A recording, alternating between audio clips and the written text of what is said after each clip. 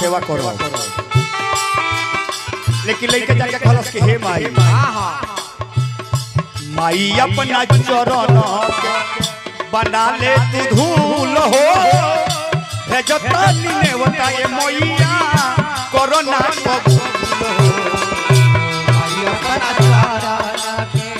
बना ले तू धूल हो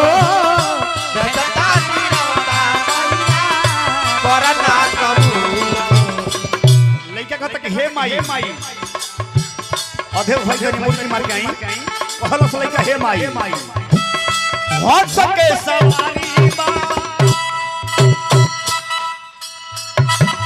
बीड़ा के बजावे लू लइका बोलावे माई गोदी में उठावे लू हो सके सवारी मैया बीड़ा बजावे लू जब खुलावे ला तो धावल आवे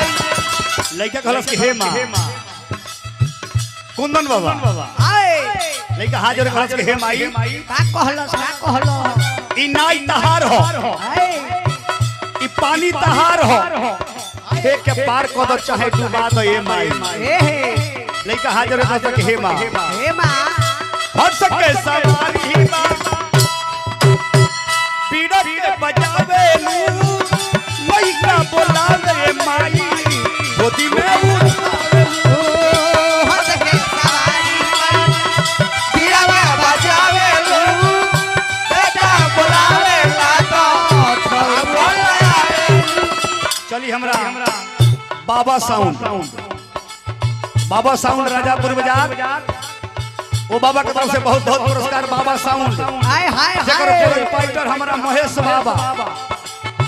बहुत बहुत आशीर्वाद कहनी बाबा के गोर छू के गोर लागो आशीर्वाद बात लइका कहता कि हे माई हाय तोहरे चरनिया के लागतानी गोर हो भेजतानी नेवता ये मैया करो ना कबूल हो